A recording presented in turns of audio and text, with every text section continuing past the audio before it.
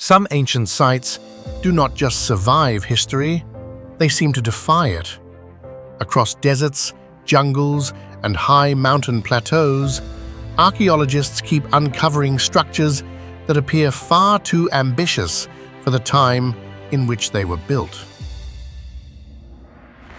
Walls fitted so tightly that even a blade cannot pass between the stones. Massive monuments aligned with celestial events that repeat only a few days each year. Entire cities constructed in places where water, resources, and transportation should have made large settlements impossible.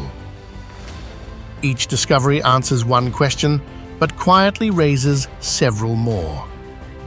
Were these achievements the result of lost techniques, forgotten knowledge, or simply human ingenuity far beyond what we once assumed?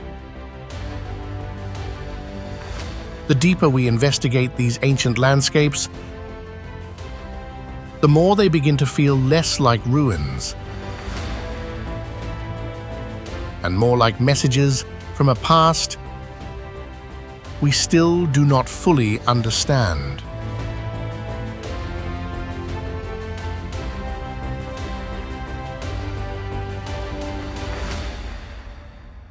High above the dense rainforest of Rio de Janeiro's Tijuca National Park rises one of the most unusual mountains on Earth. Known as Pedra Gávea, this massive granite monolith towers nearly 850 meters above sea level, dominating the landscape between the Atlantic Ocean and the sprawling city below. From a distance, one particular face of the mountain appears almost impossibly symmetrical. Shadows trace what seems to be a human brow, a nose, deep-set eyes, and a stern mouth carved into the rock. To many observers, it resembles the head of a colossal statue, a silent guardian staring out across the ocean. For more than a century, this strange resemblance has fueled one of South America's most persistent ancient mysteries.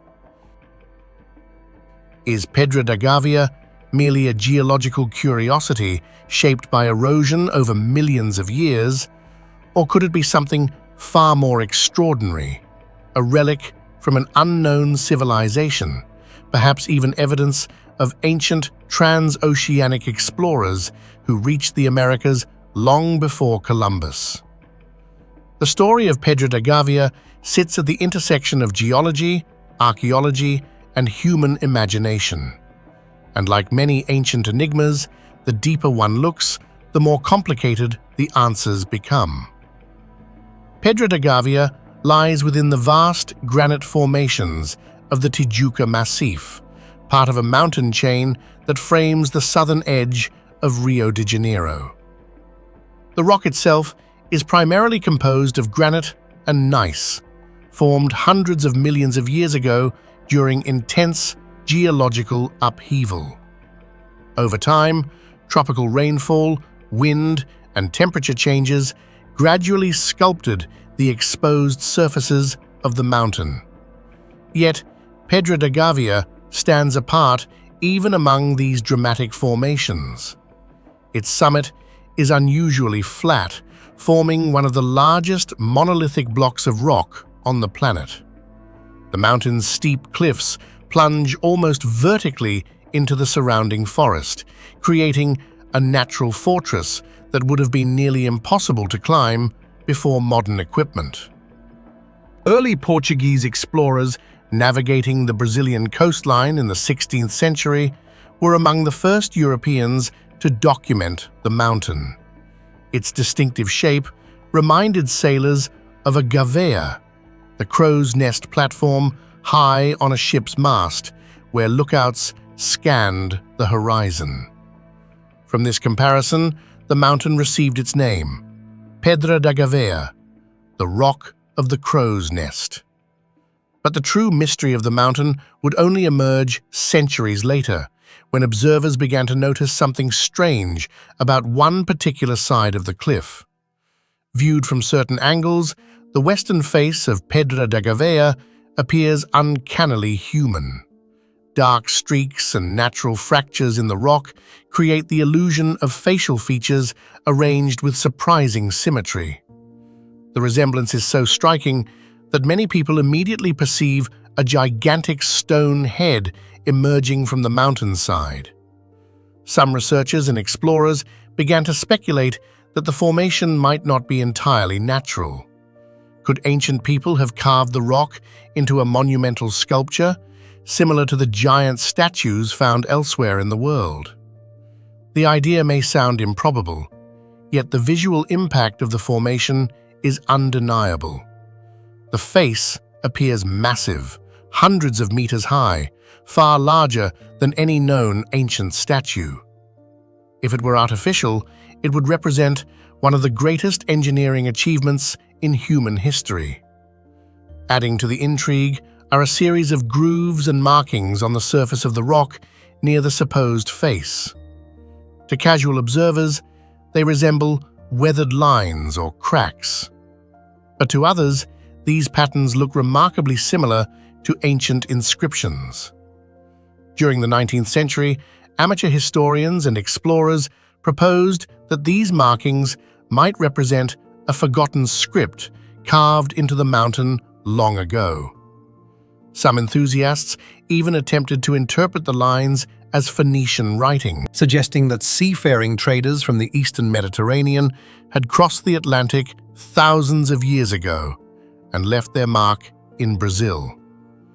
According to one interpretation that circulated widely in the early 20th century, the markings could be read as a dedication to a Phoenician ruler, supposedly identifying the monument as a memorial built by ancient sailors who reached the South American coast around the 9th century BCE. If such claims were true, they would dramatically rewrite the history of global exploration. However, extraordinary claims require extraordinary evidence, and when scientists began to examine Pedra Gávea more carefully, the mystery took on a different shape. Geologists studying the mountain point out that the rock's appearance is largely the result of natural weathering processes. Granite formations frequently develop vertical fractures and horizontal cracks as they cool and slowly erode.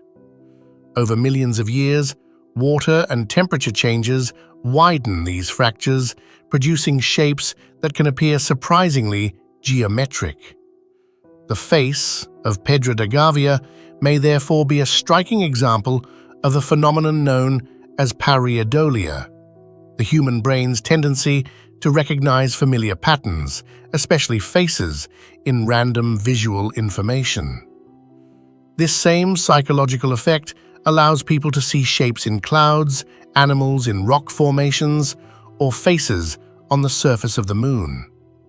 What appears to be a sculpted brow or nose might simply be the result of intersecting fractures in the granite, combined with shadow and perspective.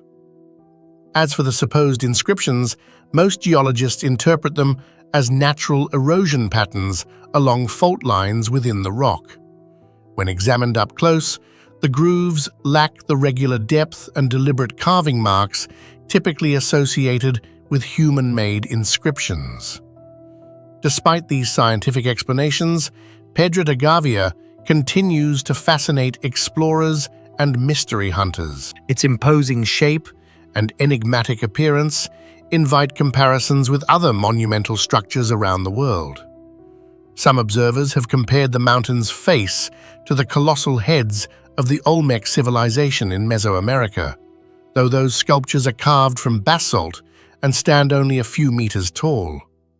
Others draw parallels to the giant statues of Easter Island, whose creators transported and carved massive stone figures centuries ago using relatively simple tools. But even these remarkable achievements pale in scale compared to Pedra Gávea. If the formation were truly artificial, it would represent a project far beyond the capabilities of any known ancient society. Another comparison often raised is the famous face on Mars, photographed by NASA's Viking spacecraft in the 1970s. At first glance, the Martian formation appeared eerily human, leading some to speculate about ancient extraterrestrial structures. Later, high-resolution images revealed it to be an ordinary hill whose features only resembled a face under certain lighting conditions. Pedra Gávea may represent a similar illusion, a natural formation that aligns perfectly with our instinct to detect human features. Yet the debate has never fully disappeared.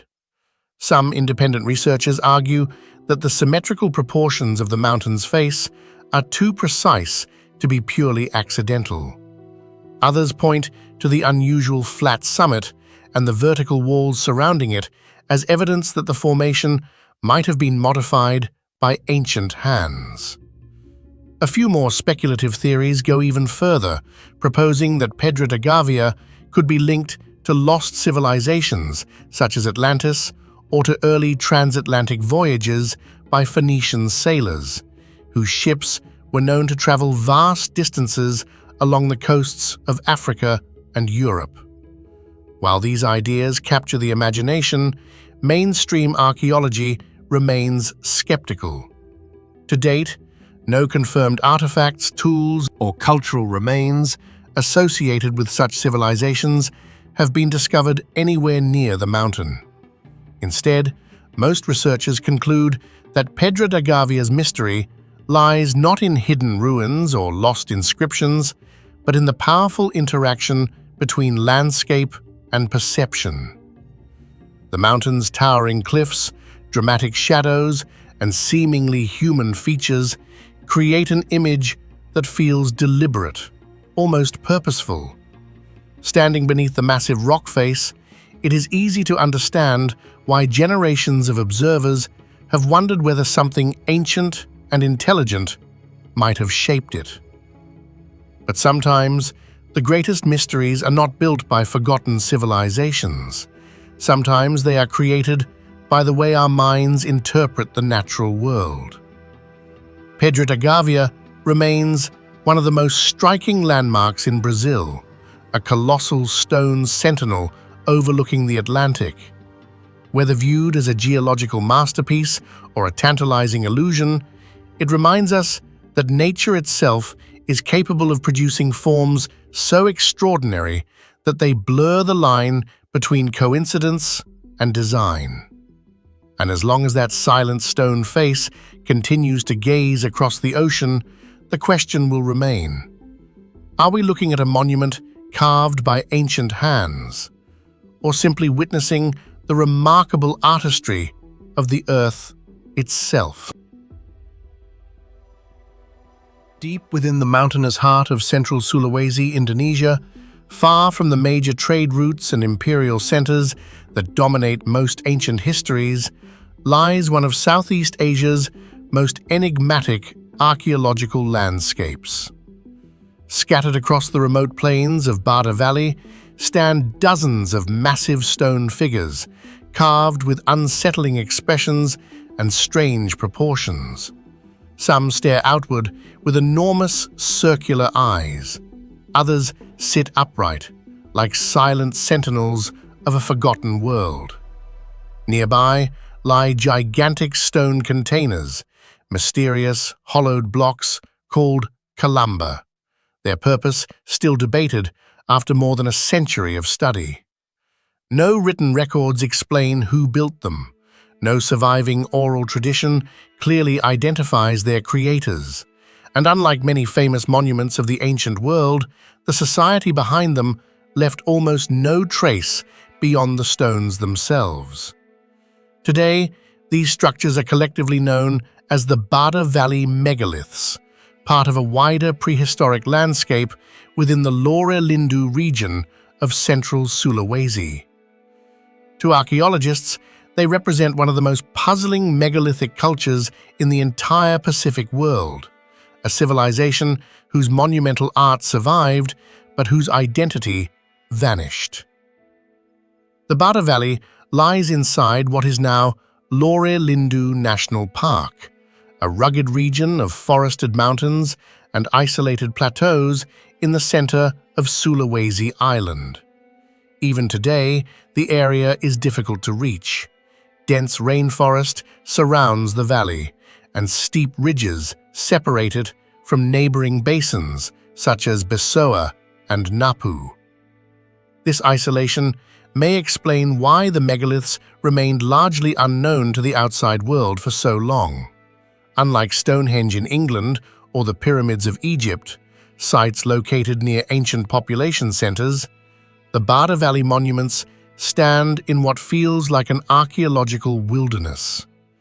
Yet the valley itself forms a broad natural plain, fertile and suitable for settlement. Rivers cut through its grasslands, and volcanic geology provides abundant stone. For ancient communities living here thousands of years ago, it would have been an ideal location for both agriculture and ritual landscapes. Across this valley, archaeologists have identified dozens of carved stone statues and mysterious stone containers scattered across open fields. When seen from above, the arrangement appears almost random, isolated monuments standing alone rather than organized into large ceremonial complexes. But this apparent randomness only deepens the mystery. Western scholars first documented the megaliths in the early 20th century. Dutch colonial researchers exploring central Sulawesi began recording unusual stone sculptures in remote valleys. Among them was Swedish ethnographer Walter Kaudern, who traveled through the region between 1917 and 1920. Kaudern was among the first to systematically describe the statues. He recorded their shapes, locations, and local legends associated with them. Even at that time, the local communities living nearby could not explain who had built the monuments. Some villagers believed the statues represented humans turned to stone. Others said they were ancient guardians placed in the valley by supernatural beings. These stories, while fascinating, offered little historical clarity. What Kaudern realized, however, was that these sculptures were not isolated oddities. They were part of a much larger prehistoric tradition. Similar megalithic objects, statues, stone vats, and carved blocks were scattered across several valleys in the region. The Bada Valley was only one piece of a far larger puzzle. The most visually striking elements of the Bada Valley landscape are its anthropomorphic statues, human-like figures carved from single blocks of granite. At first glance, they appear deceptively simple. Most are between 2 and 4 meters tall, with cylindrical bodies and oversized heads. But the details make them unforgettable. Many statues have large, circular eyes, deeply carved into the stone. Their mouths are small, sometimes barely visible, giving the faces a strangely emotionless expression. Arms are usually carved in relief against the torso, often folded across the stomach. Legs are rarely separated from the body, making the figures appear rooted to the earth. One of the most famous statues, known as Palindo, stands over 4 meters tall.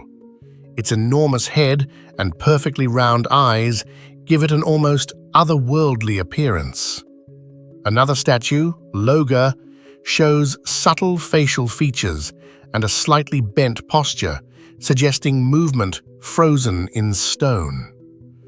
What makes these statues so puzzling is that they do not closely resemble the artistic styles of neighboring ancient cultures. Across Southeast Asia, ancient stone sculpture usually displays elaborate ornamentation or clear religious symbolism. The Bada statues, by contrast, are stark and minimalist. Their simplicity makes them hauntingly modern and difficult to interpret. Perhaps even more mysterious than the statues are the kalamba, enormous stone vessels carved from single boulders. These objects resemble giant cylindrical tubs or basins. Some are more than 2 meters wide and deeply hollowed out. Many have stone lids decorated with knobs or geometric shapes. Archaeologists have long debated their function. One theory suggests they were burial containers used to hold human remains or cremated bones. Another possibility is that they served as ritual water basins used in ceremonial purification rites.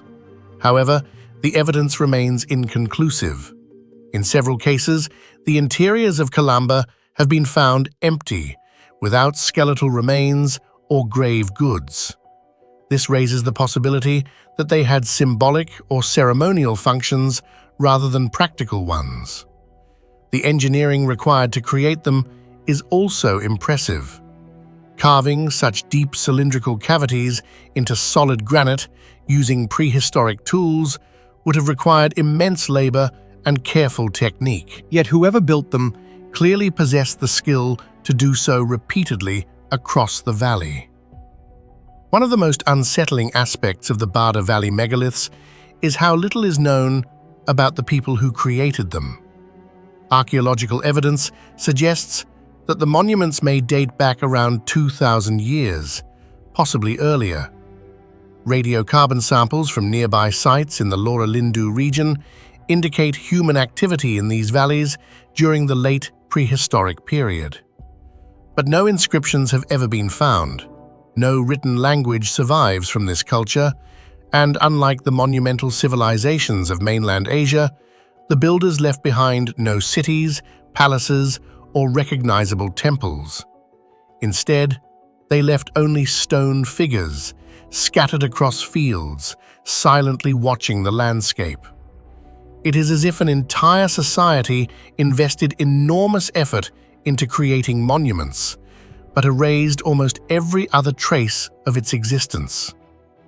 The Bada Valley statues inevitably invite comparison with other megalithic cultures around the world. Their anthropomorphic design recalls the Moai statues of Easter Island, which also represent stylized human figures carved from stone. Yet the Moai are far larger and clearly associated with ancestor worship and complex ceremonial platforms. In mainland Southeast Asia, megalithic traditions also existed, particularly in parts of Indonesia and the Philippines. Stone jars in Laos's Plain of Jars and burial megaliths in Sulawesi itself suggest that prehistoric societies in this region frequently used stone monuments for ritual purposes. But the Bada Valley sculptures remain unique in their artistic style. Their large circular eyes and simplified bodies do not closely resemble any known sculptural tradition nearby. This uniqueness raises a provocative possibility. The statues may represent a local cultural tradition that developed independently, rather than an imported artistic style. Because direct evidence is limited, researchers have proposed several theories about the meaning of the Bada Valley monuments. One idea is that the statues represent ancestral figures, placed in the landscape to protect settlements or commemorate important individuals. Their upright stance and forward-facing gaze support this interpretation. Another theory suggests the monuments may have marked territorial boundaries or ritual zones within the valley. The scattered distribution of the statues could indicate ceremonial pathways or sacred landscapes rather than centralized temples. A more symbolic interpretation proposes that the statues represent mythological beings or spiritual guardians, embodying cosmological beliefs of the ancient community. But none of these explanations fully solve the mystery. The greatest question remains simple: why build them at all? Creating dozens of massive stone sculptures and containers required organized labor, skilled craftsmanship, and a powerful cultural motivation. Whatever society once lived in Bada Valley clearly believed these monuments were important enough to justify enormous effort. Yet the meaning behind that effort has largely vanished. Today, the Bada Valley megaliths stand quietly amid rice fields and grasslands, surrounded by mountains and forests, much as they were centuries ago. Travelers who reach the valley often describe a strange atmosphere around the statues. Their blank eyes seem to watch the horizon. Their weathered surfaces hint at centuries of rain and sunlight. They are not ruins of buildings or fragments of cities. They are solitary presences in the landscape, monuments that appear less like architecture and more like ancient witnesses. In that sense, the Bada Valley megaliths represent a different kind of archaeological mystery. They do not tell us about kings or empires. They do not record battles or dynasties. Instead, they confront us with something more elusive: the memory of a people whose beliefs, rituals, and identity have almost completely faded from history.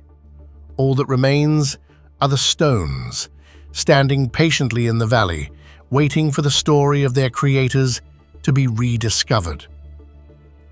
Deep within the forested mountains of northeastern Thailand lies a geological formation that seems almost impossible at first glance. Visitors who climb the rugged trails of Phu Langkar National Park eventually arrive at a strange cluster of rocks whose surface appears to be covered in enormous scales. The patterns run across the stone in repeating diamond shapes, curving along the rock as if they once formed the skin of a colossal serpent frozen in mid-motion. Locals call it the giant snake rock, and for many who see it for the first time, the reaction is the same. It looks less like geology and more like the remains of something that once lived. The formation is located in Bueng Kan Province, close to the Mekong River that forms the border between Thailand and Laos.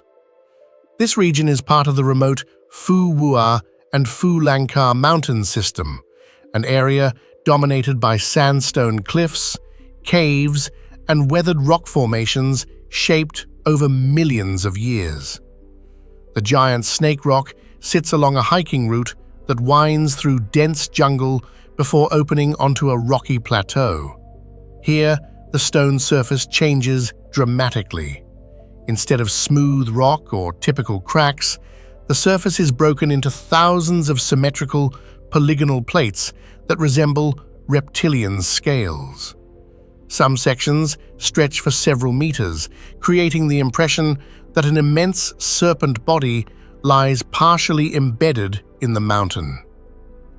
Long before modern visitors discovered it, the people of the Mekong region already had stories about creatures that matched the shape of the rock. In Southeast Asian mythology, the Naga is a powerful serpent spirit associated with rivers, fertility, and the underworld. In Buddhist and Hindu traditions across Thailand, Laos, and Cambodia, Nagas are believed to guard sacred places and ancient knowledge. According to local folklore, the giant snake rock is not merely a natural formation, but the petrified body of a Naga that once lived in the mountains. One version of the legend says a divine curse turned the serpent to stone, freezing it forever in the position where it attempted to escape. When photographs of the rock began circulating widely in the late 20th and early 21st centuries, the formation quickly drew attention from geologists and archaeologists alike. The first scientific surveys focused primarily on understanding whether the patterns were the result of natural processes or whether some form of ancient carving could have been involved. At first glance, the repeating shapes appear too organized to be random fractures. The scales seem to follow a consistent pattern, forming overlapping segments that curve around the stone in a way that resembles biological anatomy. Geological studies eventually pointed to a natural explanation. The mountain consists largely of sandstone deposited during the Cretaceous period, roughly 100 million years ago, when the region was part of a vast sedimentary basin. Over time, water seeped into microscopic cracks in the rock. As temperatures fluctuated and minerals expanded or contracted, the stone began to fracture in repeating polygonal patterns. This phenomenon, sometimes called desiccation cracking or polygonal weathering, can produce surfaces that look surprisingly like scales or skin. Yet even with this explanation, many scientists admit that the giant snake rock represents one of the most visually striking examples of this process ever documented. What makes the site particularly fascinating is the way the patterns interact with the overall shape of the rock formation. The fractured surfaces are not scattered randomly, but appear concentrated along elongated ridges that resemble the back of a massive creature. In certain areas, the rock even forms shapes that look like a serpent's head, complete with an open mouth and curved jawline. Whether coincidence or illusion, the resemblance has fueled endless speculation. Some visitors claim the structure looks like a snake crawling through the mountain, its body slowly emerging from the earth. Archaeological teams investigating the region have also examined whether ancient cultures might have recognized the unusual rock long before modern explorers arrived. The Mekong Basin has been inhabited for thousands of years, and the area contains traces of prehistoric settlements, burial sites, and ritual landscapes. While no direct evidence has been found that ancient people carved or modified the giant snake rock itself, the surrounding mountains show signs of long-term human presence. Caves nearby contain traces of habitation, pottery fragments, and charcoal deposits, suggesting that people once lived or camped in the region. This raises an intriguing possibility. The rock may have played a symbolic role in ancient belief systems. In many cultures, unusual natural formations become sacred landmarks, interpreted as the bodies of gods, spirits, or mythical creatures. Across Asia, mountains shaped like animals or faces often become pilgrimage destinations or ritual sites. The giant snake rock may have served a similar function, reinforcing the deep cultural significance of serpent imagery in Southeast Asian mythology. When researchers compare the formation with other mysterious rock patterns around the world, a broader context begins to emerge. Polygonal fracturing can be found in places such as the Giant's Causeway in Northern Ireland, where basalt columns form geometric shapes, or the cracked desert floors of dried lake beds. However, the Thai formation differs because the pattern appears on curved surfaces rather than flat ground. This creates the illusion of scales wrapping around a body rather than cracks spreading across a surface. Few geological formations combine pattern and shape in such a convincing way.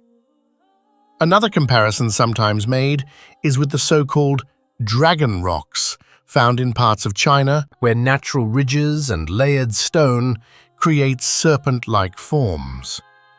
In those cases, ancient cultures often incorporated the formations into mythological narratives, reinforcing the idea that geological shapes can inspire powerful cultural stories. The giant snake rock fits into this broader pattern, where nature produces forms that appear almost deliberately symbolic. Despite scientific explanations, the mystery surrounding the site has never completely faded. Visitors often report that seeing the rock in person feels very different from viewing photographs.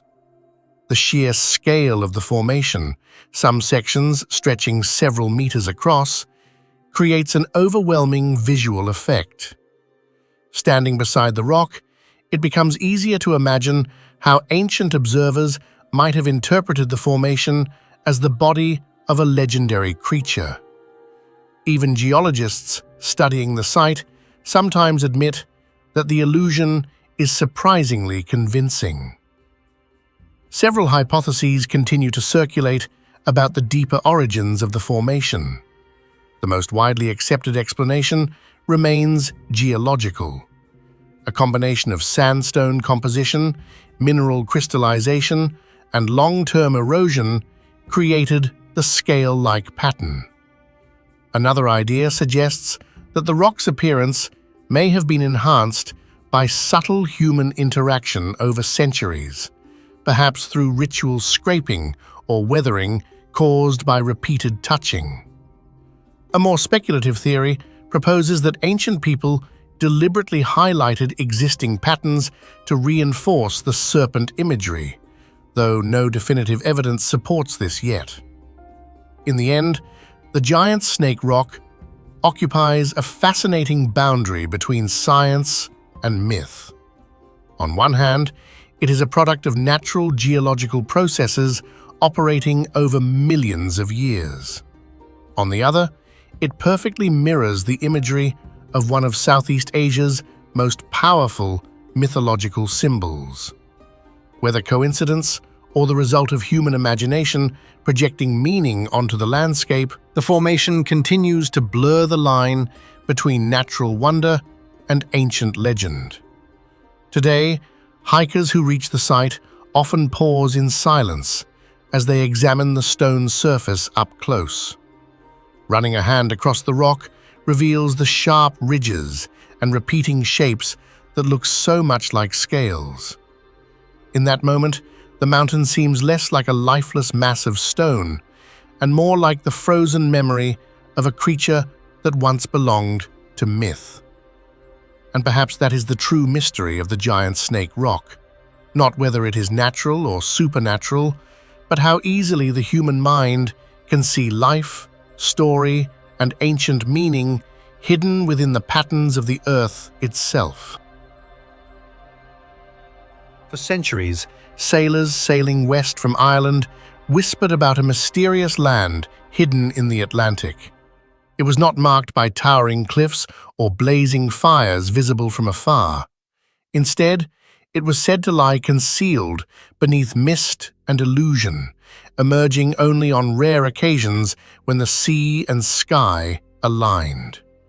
The island was called Hy-Brasil, and unlike most places in ancient geography, it existed simultaneously in two worlds, the realm of myth and the realm of maps.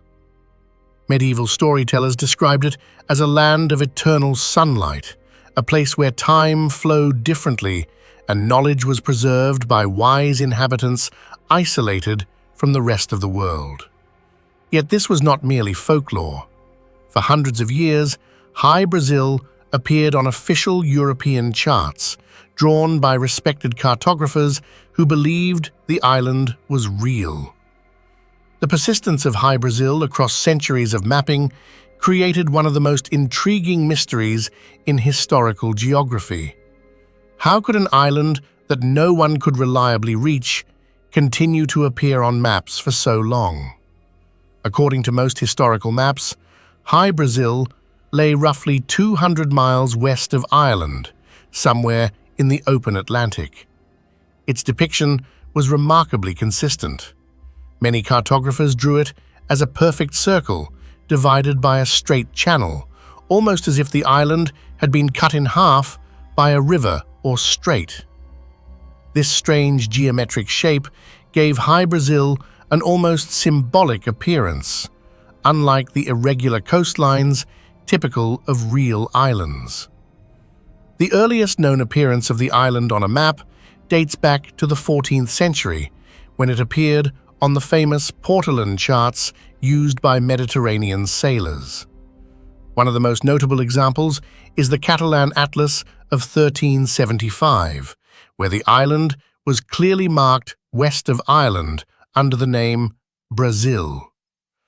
Over the next several centuries, Hy-Brasil continued to appear on maps produced in Italy, Spain, Portugal, and England. Even as European navigation improved during the Age of Exploration, the Phantom Island stubbornly remained part of the Atlantic landscape. Explorers searched for it repeatedly, sailing into foggy waters where charts insisted land should exist. Yet, time after time, the ocean revealed nothing but empty horizon. Despite the lack of solid proof, numerous sailors claimed to have encountered Hy-Brasil. Some described glimpsing land through thick fog, only to see it vanish moments later. Others reported strange islands appearing briefly on the horizon before dissolving back into mist. One of the most famous accounts comes from John Nisbet, a Scottish sea captain who claimed in the 17th century that his ship had actually reached Hy-Brasil.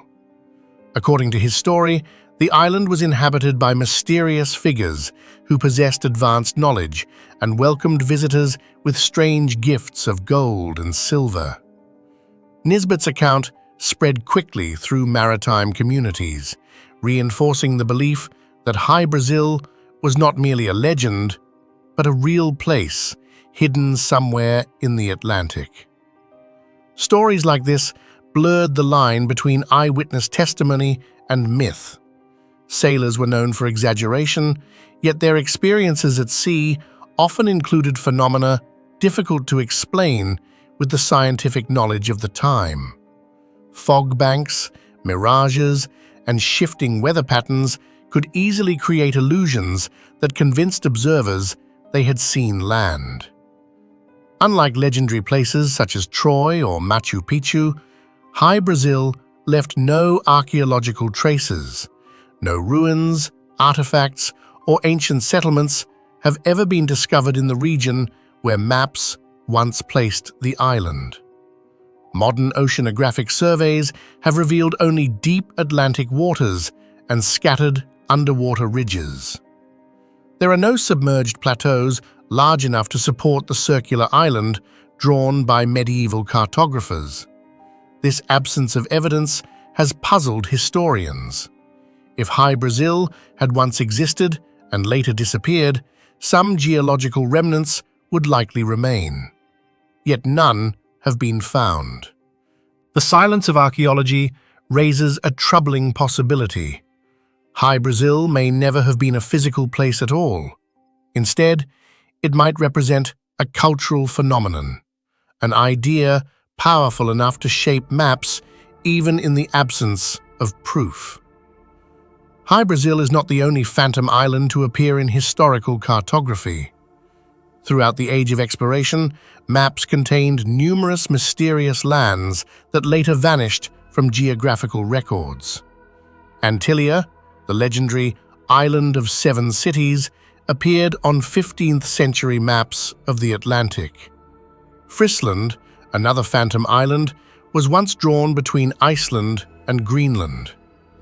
Even the famous Atlantis, described by Plato in ancient Greece, shares similarities with the legend of Hy-Brasil.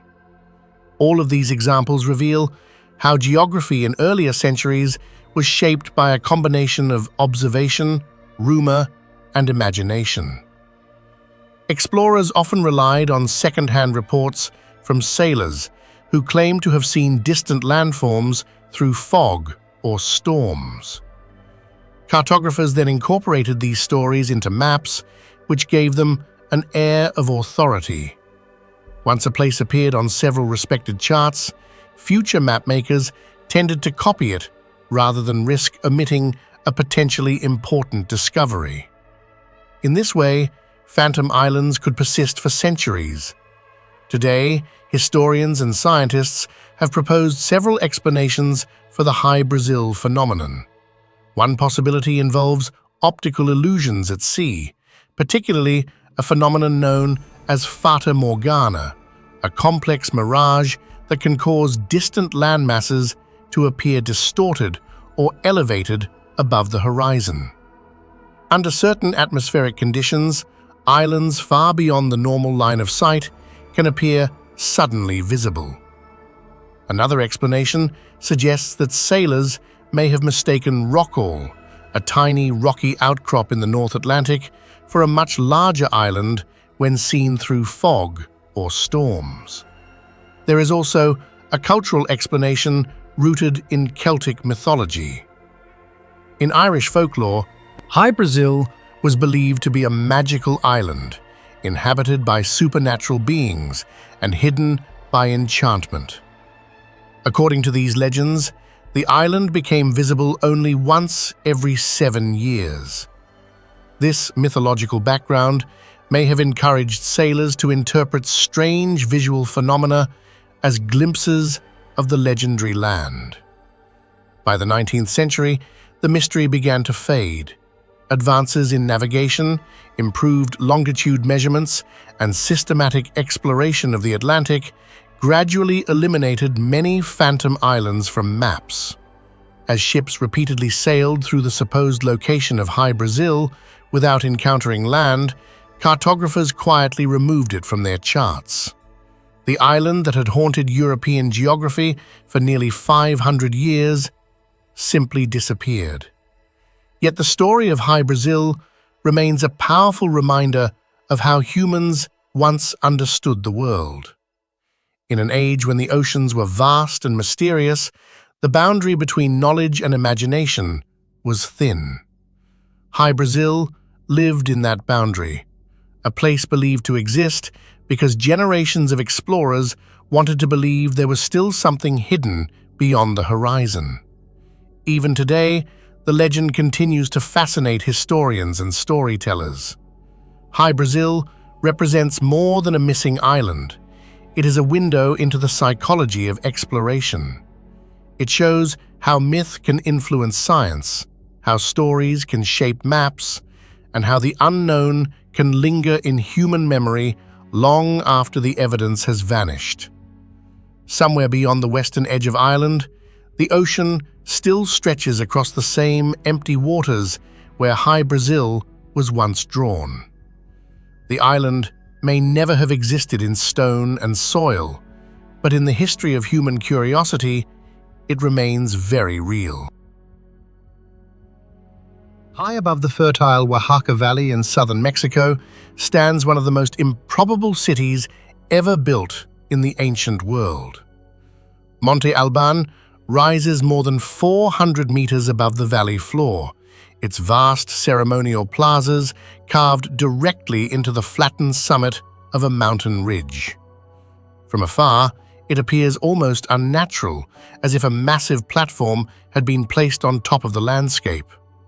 Long before the rise of the Aztecs or the Maya empires at their height, the Zapotec civilization chose this unlikely location to build what would become one of the earliest true cities in the Americas. For nearly 1,000 years, Monte Albán functioned as a political, religious, and astronomical center. Yet, despite decades of research, the motivations behind its construction, the meanings of its monuments, and the reasons for its eventual decline remain wrapped in layers of mystery that still puzzle archaeologists today. Monte Albán lies at the heart of the Oaxaca Valley, a region surrounded by rugged mountains that create a natural basin of fertile agricultural land. In the ancient world, the valley was divided among several smaller communities, each occupying its own territory along the valley floor. Instead of growing within these existing settlements, however, the founders of Monte Albán made a radical decision. Around 500 BCE, they abandoned the comfortable valley below and moved to the summit of a long mountain ridge. There, they undertook one of the most ambitious landscape transformations in early Mesoamerican history. Entire hilltops were leveled, terraces were carved into the slopes, massive plazas were constructed where there had once been only rock and uneven terrain. The result was a city literally built on top of a mountain, visible for kilometers in every direction, dominating the valley like a stone throne overlooking its domain. The discovery of Monte Albán by the modern world unfolded gradually during the 19th century, when travelers exploring the Oaxaca region began reporting unusual stone ruins on the mountain ridge above the valley. But it was not until the early 20th century that systematic archaeological work began under the direction of Mexican archaeologist Alfonso Caso. Beginning in the 1930s, Caso and his team uncovered plazas, temples, tombs, carved monuments, and inscriptions that revealed the site's extraordinary importance. Among the most famous discoveries was Tomb 7, a burial chamber filled with hundreds of exquisite artifacts, including gold ornaments, turquoise mosaics, and intricate jewelry created by the later Mixtec civilization. These finds transformed Monte Albán from an obscure ruin into one of the most significant archaeological sites in the Americas. Yet, the deeper archaeologists looked, the more questions emerged. One of the greatest mysteries of Monte Albán is the very decision to build a capital city on a mountaintop. Most ancient civilizations established their cities near rivers, fertile farmland, or major trade routes. Monte Albán, by contrast, sits far above the valley's agricultural resources. Water had to be collected and stored. Crops had to be grown on terraces or transported uphill from the valley below. From a practical perspective, the location seems almost irrational. Some researchers believe the site was chosen primarily for defensive reasons, allowing its inhabitants to monitor and control the surrounding region. Others argue that the location was symbolic, representing a sacred mountain that linked the heavens, the earth, and the underworld in Zapotec cosmology. Whatever the reason, the construction of Monte Albán required enormous labor and centralized organization, suggesting that a powerful political authority was already emerging in the region.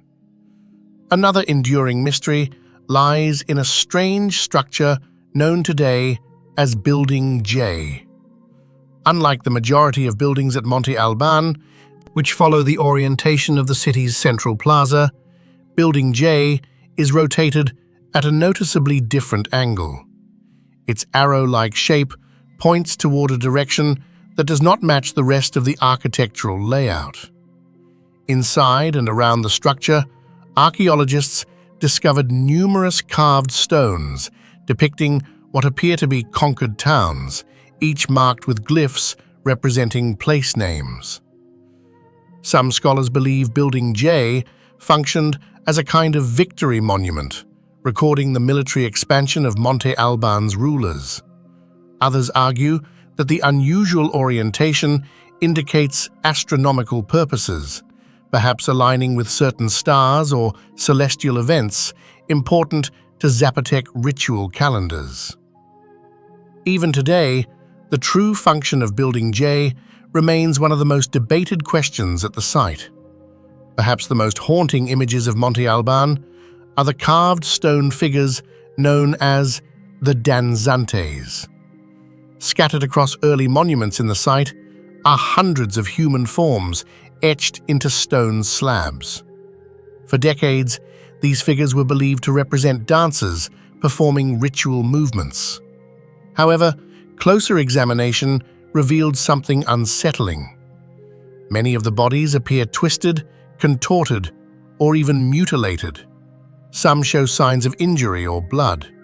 Today, most researchers believe the figures represent defeated enemies, possibly prisoners captured in war and sacrificed in ritual ceremonies. If this interpretation is correct, the danzantes may represent one of the earliest visual records of political domination and warfare in Mesoamerican history. The stones would have served not as decoration, but as a powerful message to visitors entering the city. Monte Albán was a place of authority and conquest. Excavations throughout the site have also revealed a sophisticated system of writing and calendar symbols. Monte Albán contains some of the earliest known writing in the Americas, carved into monuments and stone tablets across the ceremonial center. These inscriptions combine pictorial glyphs with numerical symbols that appear to record names, dates, and historical events. Although scholars have made progress deciphering parts of the Zapotec script, much of it remains only partially understood. The city's stones may contain detailed accounts of political alliances, military victories, and royal lineages, but without a complete decipherment, many of these stories remain silent. Archaeological work has also uncovered evidence of Monte Albán's influence far beyond the Oaxaca Valley. Artifacts found at the site reveal connections with other major civilizations of ancient Mesoamerica, including Teotihuacan in central Mexico and the Maya cities farther south. Some scholars believe Monte Albán played a role in early trade networks that spread ideas, technologies, and artistic styles across the region. In this sense, the mountain city may have functioned not only as a local capital, but as a key node in a much larger cultural system that linked distant societies across ancient Mexico. Despite its power and longevity, Monte Albán eventually entered a period of decline. By around 800 CE, many of the city's major monuments were no longer being maintained, and political power in the region began shifting to other centers. The reasons for this collapse remain uncertain. Some researchers suggest that environmental pressures and resource limitations made the mountaintop location increasingly difficult to sustain. Others argue that changing political alliances in Mesoamerica may have weakened Monte Albán's influence. It is also possible that internal social transformations gradually shifted power away from the city's ruling elite. Whatever the cause, the once dominant capital slowly faded, leaving behind silent plazas and weathered monuments overlooking the valley below. Today, Monte Albán stands as one of the most remarkable archaeological landscapes in the Americas. Its terraces and pyramids continue to dominate the ridge just as they did more than 2,000 years ago. Yet, for all that has been uncovered, the city still guards many of its secrets. Why was this improbable mountaintop chosen as the heart of a civilization? What exactly do its ancient inscriptions record? What purpose did the strange structures and carved monuments truly serve? Monte Albán invites us to imagine a world where politics, religion, astronomy, and warfare were all written into the architecture of a city carved from stone. And as archaeologists continue to explore its ruins, the mountain city reminds us that some of the most extraordinary achievements of the ancient world were built not where they were easiest, but where they carried the greatest meaning. High in the cloud forests of the Peruvian Andes, where jagged mountains cut into drifting sheets of mist, the ancient Inca citadel of Machu Picchu rises like a silent monument to a lost civilization. Built in the 15th century during the height of the Inca Empire, the city is filled with temples, terraces, ceremonial plazas, and precisely carved stone structures. Yet, among all its architectural marvels, one object stands apart in both symbolism and mystery. A carved stone known today as the Intihuatana, often described as the sundial of Machu Picchu. At first glance, the structure appears deceptively simple. It is a single, sculpted outcrop of granite rising from a carved base, shaped into a geometric platform topped by a small, upright pillar. But to the Inca, this was not merely a piece of stonework. Its name in Quechua translates roughly as the place where the sun is tied. The phrase hints at a cosmology in which the movement of celestial bodies, the cycle of seasons, and the survival of the empire itself were deeply interconnected. Today, the Intihuatana remains one of the most enigmatic artifacts of the Inca world, a monument where astronomy, ritual, and landscape converge. Machu Picchu itself lies about 80 kilometers northwest of Cusco, perched on a narrow mountain ridge nearly 2,400 meters above sea level. The citadel is surrounded by steep cliffs and the winding Urubamba River far below. Within this dramatic terrain, the Intihuatana occupies one of the highest and most strategically positioned points in the city. From its platform, the horizon unfolds in all directions, towering Andean peaks, shifting clouds, and the arc of the sky. Its placement was clearly intentional. The Inca were known for designing cities that aligned architecture with natural features, treating mountains, rivers, and celestial bodies as sacred elements of a unified landscape. The site itself remained hidden from the outside world for centuries after the Spanish conquest of the Inca Empire in the 16th century. Machu Picchu was never discovered by Spanish colonizers and gradually disappeared into the jungle. It was only in 1911 that American historian Hiram Bingham was guided to the ruins by local farmers. As his expedition documented the city, the Intihuatana immediately drew attention. Unlike many ceremonial stones elsewhere in the Andes that had been destroyed during colonial efforts to erase indigenous religion, this one remained intact. Its survival offered archaeologists a rare glimpse into the ritual and astronomical practices of the Inca. The structure is carved directly from the mountain's natural bedrock, suggesting that its creators deliberately shaped the stone that already existed at the summit. The base consists of several stepped platforms, forming a kind of geometric altar. Rising from the center is the distinctive upright stone, a carefully sculpted pillar with sharp angles and planar surfaces. The entire piece appears to be oriented toward key points on the horizon. When sunlight strikes the pillar at certain times of the year, the shadow it casts falls across the platform in predictable ways. This behavior led early researchers to describe the Intihuatana as a solar clock or astronomical instrument. During the equinoxes, when day and night are equal, the sun stands nearly directly above the monument at midday. At this moment, the pillar casts almost no shadow, creating a striking visual effect that may have symbolized the balance of cosmic forces. During the solstices, the angles of the sun shift dramatically, and the shadows stretch across the carved surfaces in different directions.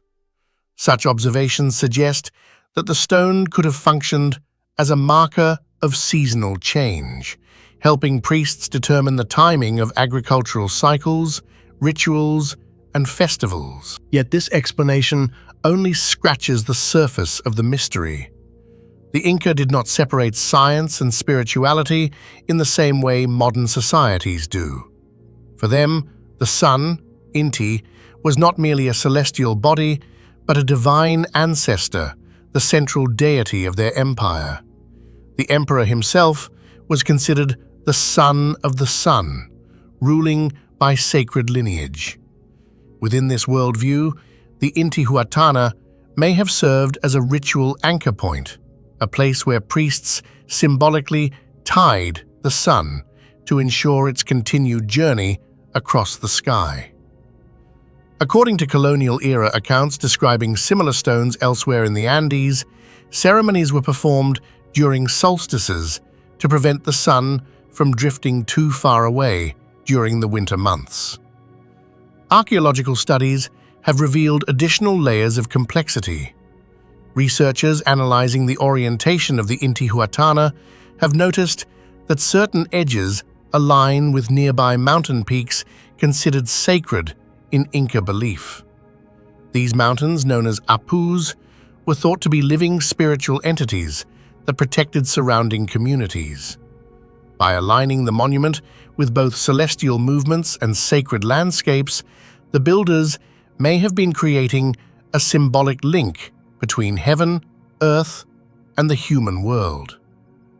Comparisons with other ancient civilizations make the monument even more intriguing. Many cultures across the world built structures tied to solar observation.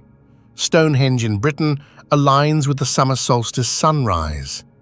The Egyptian temples of Abu Simbel capture sunlight in their inner sanctuaries on specific days each year.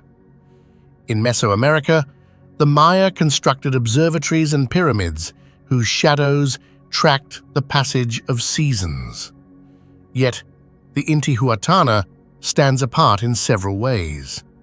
Instead of assembling separate stones, the Inca sculpted the monument from a single natural rock, integrating architecture directly into the landscape. The effect is less like a constructed instrument and more like a sacred transformation of the mountain itself. The precision of Inca stoneworking also adds to the puzzle. The civilization famously built walls where stones fit together so perfectly that even a blade cannot slide between them. Although the Intihuatana appears rougher than palace masonry, its surfaces and angles are nonetheless deliberate. Each plane seems to correspond to a direction in space, suggesting a carefully calculated design rather than random carving. Modern archaeology continues to debate its true function. Some scholars argue that it was primarily ceremonial, a stage for rituals honoring the sun and the royal lineage. Others maintain that it had practical astronomical uses, serving as a tool for observing solar positions across the year. A third possibility is that it fulfilled both roles simultaneously. In Inca cosmology, observation of the heavens was itself a sacred act, so a monument that measured time could also embody divine power. The monument's meaning is further complicated by the fact that similar stones once existed across the Andes. Spanish chroniclers described multiple Intihuatanas in different Inca cities, many of which were deliberately destroyed by colonial authorities attempting to suppress indigenous religious practices. Machu Picchu's remote location likely saved its stone from the same fate. As a result, the surviving Intihuatana may represent only one example of a broader network of solar monuments that once connected the empire. Today, the stone remains one of the most visited and photographed features of Machu Picchu. For decades, visitors were allowed to touch its surface, believing it emitted mystical energy. However, conservation concerns have since limited direct contact to protect the fragile structure. Even so, standing before it still evokes a powerful sense of connection to the past. The granite surface, shaped more than 500 years ago, continues to capture the shifting light of the Andean sky, just as it did when Inca priests once watched the shadows move across its plains. Despite more than a century of research, the Intihuatana has never fully surrendered its secrets. Was it primarily a solar calendar guiding farmers through the agricultural year? A ceremonial altar binding the sun to the world of humans? Or a symbolic axis connecting the heavens, mountains, and empire into a single cosmic order? Each possibility reveals something about the sophistication of Inca knowledge and belief. In the end, the true significance of the Intihuatana may lie not in a single function, but in the fusion of many. It stands at the intersection of astronomy, religion, architecture, and landscape design, fields that the Inca treated as inseparable parts of reality. Perched high above the valleys of Peru, the stone continues to watch the sun rise and set across the Andes, silently marking the passage of seasons as it has for centuries. And perhaps that is the greatest mystery of all. A civilization that left no written explanation for one of its most profound creations, trusting instead that stone, sunlight, and the rhythm of the sky would carry its meaning forward through time. Across the deserts of northern Sudan, where the Nile cuts a narrow green corridor through endless fields of sand and stone, archaeologists have uncovered a discovery that feels almost mythological. Beneath layers of dust and ancient debris lie burial chambers containing the remains of creatures that once ruled the river itself. Crocodiles. These are not random animal bones scattered by time. They appear deliberately placed, carefully preserved, and embedded within burial contexts linked to ancient Nubian civilization. The phenomenon, often referred to as the crocodile tombs of Sudan, represents one of the more unusual intersections between religion, power, and fear in the ancient world. Why would humans bury one of the Nile's most dangerous predators alongside the dead? Were these animals sacred guardians, ritual offerings, or symbols of something far more complex within Nubian spiritual belief? The answers remain incomplete, but the clues scattered along the Nile reveal a story as ancient as the river itself. The landscape where these discoveries occur lies within the region historically known as Nubia, stretching through modern Sudan along the Middle Nile Valley. For thousands of years, this corridor served as a cultural bridge between sub-Saharan Africa and ancient Egypt. Civilizations such as the Kingdom of Kush flourished here, constructing pyramids, temples, and royal necropolises that rivaled those of their northern neighbors. Sites like El Kuru, Nuri, and Jebel Barkal reveal a powerful kingdom deeply connected to the rhythms of the Nile. In this environment, crocodiles were not simply animals. They were apex predators inhabiting the same river that sustained life, agriculture, and trade. Every ancient settlement along the Nile would have lived under the shadow of these creatures. To encounter a crocodile was to confront a force both feared and revered, a living embodiment of the river's unpredictable power. Evidence suggesting ritual connections between crocodiles and burial practices began to emerge during archaeological work in Nubian regions during the 20th century. Excavations across the Nile Valley occasionally revealed crocodile remains in ceremonial contexts, sometimes whole skeletons placed carefully within burial structures, sometimes fragments positioned alongside human graves. These discoveries were initially puzzling. Unlike typical food waste or natural deposits, the bones appeared deliberately arranged. In certain cases, the positioning suggested that the crocodiles had been treated as ritual entities rather than prey. Their bodies were not butchered, but preserved in ways implying symbolic intent. The most intriguing aspect of these crocodile burials lies in their intentional placement.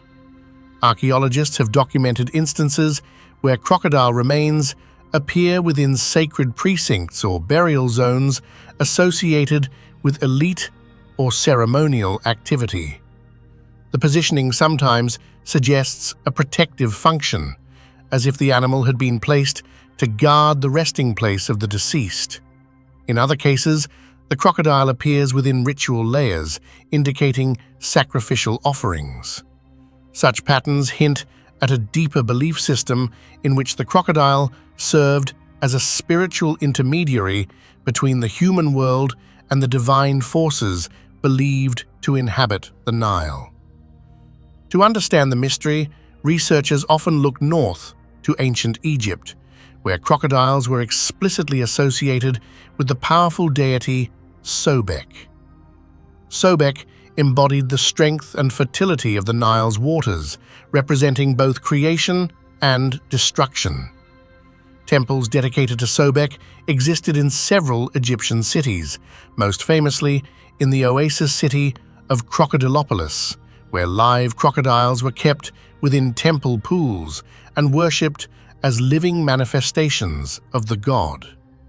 Archaeologists have even uncovered thousands of mummified crocodiles placed in ceremonial catacombs as offerings to Sobek. These discoveries demonstrate that crocodiles could hold profound spiritual significance within Nile-based cultures. However, the Sudanese discoveries raise an important question. Did Nubian civilizations adopt the same symbolism, or did they develop their own unique interpretation of the crocodile? The Kingdom of Kush maintained complex interactions with Egypt, sometimes as trading partners, sometimes as rivals, and at times even as rulers of Egypt itself during the 25th dynasty. Cultural exchange flowed in both directions along the Nile. Religious ideas, artistic styles, and architectural techniques crossed borders. Yet, Nubian societies also maintained distinctive beliefs rooted in local traditions and landscapes. One theory suggests that crocodiles were placed within burial contexts as guardians of the afterlife. In many ancient cultures, dangerous animals symbolized protection. Just as lions guarded gates and serpents protected sacred spaces, crocodiles may have represented a powerful force capable of defending the dead from spiritual threats. Positioned within burial grounds, the animal could serve as a supernatural sentinel, ensuring that the soul's journey to the afterlife remained undisturbed. Another interpretation views the crocodile remains as ritual offerings meant to appease river spirits. The Nile was both life-giving and deadly. Floods could nourish fields or destroy entire settlements. Crocodiles themselves posed constant danger to fishermen, travelers, and livestock. Offering a crocodile in burial rituals may have symbolized a pact with the forces controlling the river. By honoring the creature, communities may have sought protection, fertility, or safe passage for the dead into the spiritual world. Yet, there is also a more political dimension to consider. In many ancient societies, control over powerful symbols reinforced authority. If crocodiles represented divine power, incorporating them into elite burial practices could reinforce the status of rulers or priests. A tomb guarded by the embodiment of the Nile's might would project immense spiritual authority. In this sense, the crocodile tombs may have functioned not only as religious expressions, but also as visual declarations of power. Archaeological comparisons with other regions strengthen the mystery. Animal burials appear in many ancient civilizations, but crocodile burials are relatively rare outside the Nile world. In Mesopotamia, bulls symbolized divine strength. In Mesoamerica, jaguars embodied might and power. In ancient China, dragons represented cosmic forces. Each culture selected animals reflecting its environment and mythology. Along the Nile, the crocodile stood at the top of that symbolic hierarchy. Its armored body, silent movement through water, and explosive hunting style made it appear almost supernatural to ancient observers. The deeper mystery lies in the incomplete nature of the archaeological record.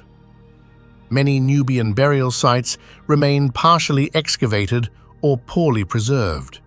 Centuries of erosion, looting, and shifting river channels have erased significant portions of the ancient landscape.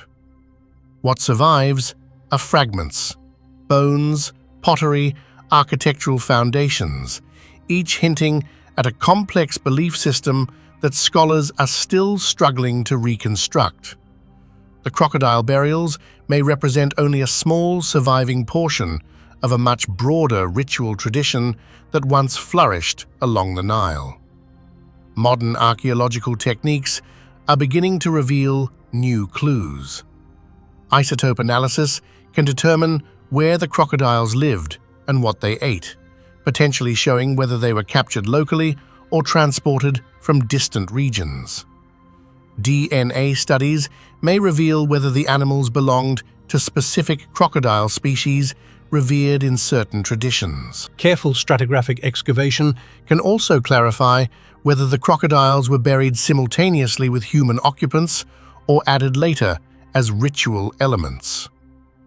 Despite these scientific advances, the core question remains unanswered.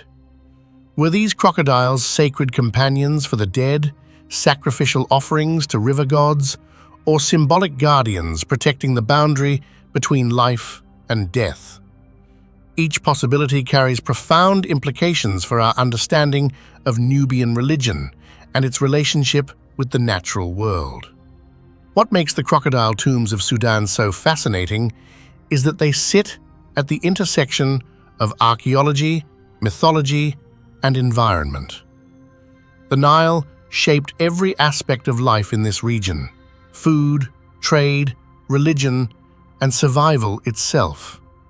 To ancient peoples living along its banks, the crocodile represented the river's most formidable inhabitant. Burying such a creature within sacred spaces suggests a worldview in which humans and animals shared a spiritual landscape, where predators could become protectors and fear could transform into reverence. Standing today among the silent ruins of Nubia's ancient kingdoms, one can imagine how these rituals might have appeared thousands of years ago. Priests chanting along the riverbanks, torches flickering against stone walls, and the body of a crocodile lowered into the earth beside a noble or sacred site. In that moment, the animal ceased to be merely a creature of the river. It became a symbol, a guardian, an offering, perhaps even a bridge between the world of the living and the mysterious realm beyond. Until more evidence emerges, the crocodile tombs of Sudan remain one of the Nile Valley's most haunting enigmas. They remind us that ancient civilizations did not separate nature from spirituality the way modern societies often do. Instead, they saw the forces of the natural world as active participants in the cosmic order. And among those forces, few were as powerful or as feared as the crocodile lurking beneath the waters of the Nile.